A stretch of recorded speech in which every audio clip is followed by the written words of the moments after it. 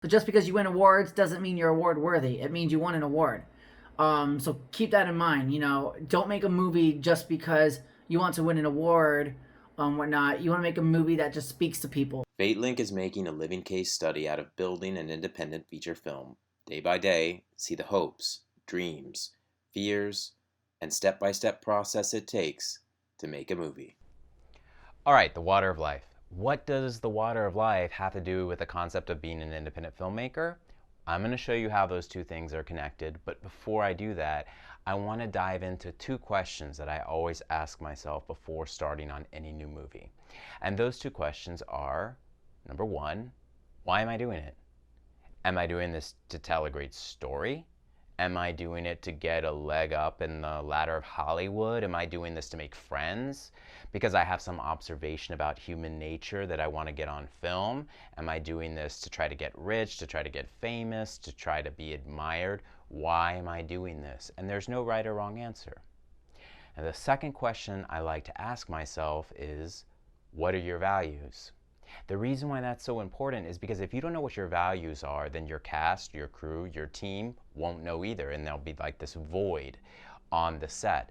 But if you know your own values, you know where you're coming from, that is going to seep into how the cast and crew and team operates, and kind of by osmosis, the movie itself is going to absorb some of who you are and what you're about and your values. So I think it's so important to start the process by asking yourself those critical questions. Now, when I went through that with this project, what kept coming up in my mind was the story of the water of life. I first heard this story when I read Owning Your Own Shadow by Robert A. Johnson, but this is a famous story. It's been around for generations. Psychologist Carl Jung used it in a lot of his lectures and essays, and many, many generations have gotten something from this very, very wonderful story. So now I'm going to give it a shot, see what you get out of it. Okay, here we go.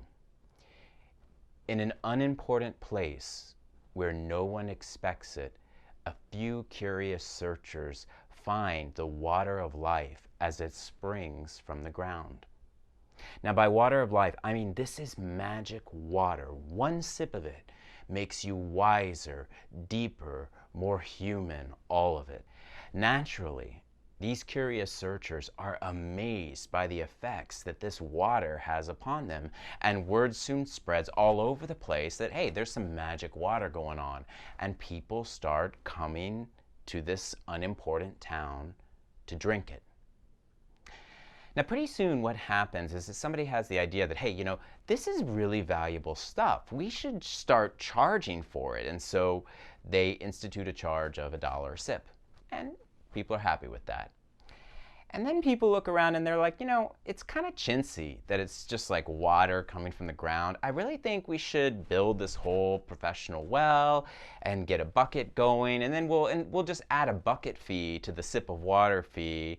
And everybody says, that's reasonable. So they do that. They build the well with the bucket, and now they're the two fees. And then what happens is there's such a huge lineup of people coming to this town that they say, look, we need a fence because we got to protect the well.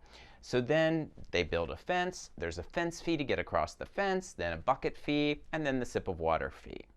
And then what happens is that they say, this is chaos around the fence. We got to hire some security guards to secure the fence. So pretty soon what you have to do is you have to bribe the security guard to pay the fence fee, to pay the bucket fee, to pay the sip of water fee, and then you can have some water. And now it's kind of pretty much only the rich people who can afford to do this. But here's the thing. The magic water of life rebels against all this profiteering, and it just leaves. And what remains in its place is just normal tap water. Here's the amazing thing. All the rich people in the lineup to get the magic water of life, they don't even realize that now all they're drinking is tap water. No. They walk around town all proud and cocky, thinking that they're deeper and more human and wiser than everybody else, but they're not. They're just rich people who waited in this lineup to drink normal tap water. Now, meanwhile, there are a few curious searchers who look at all this and they see through to the truth. And they say, you know what, this is BS. We are going to leave this town with the fence fee and the bucket fee and the bribes, and we're going to go set off on foot to find a new surfacing of the water of life, somewhere unimportant, somewhere unexpected. And that, my friends, is the cycle of human history, again and again and again and again.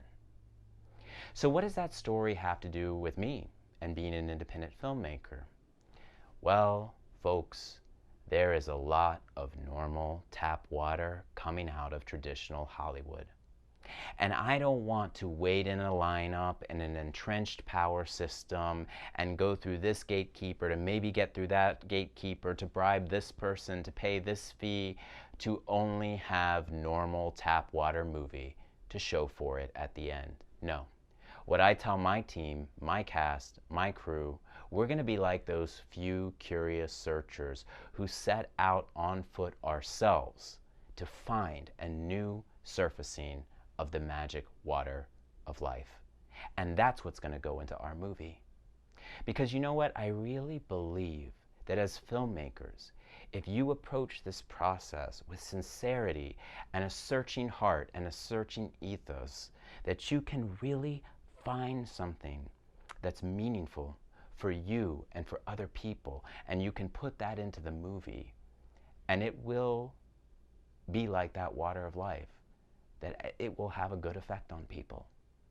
And that's what I believe, and that's what I'm searching for, and that's what I'm trying to do. There's no guarantees that we'll find it, that we'll get there, but that's the way I plan to structure how we approach this.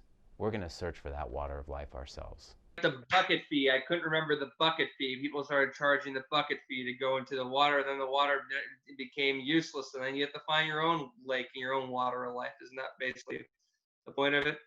Next episode, it wouldn't be a worthwhile journey if there weren't some major fears to face down. What are mine? Find out next time.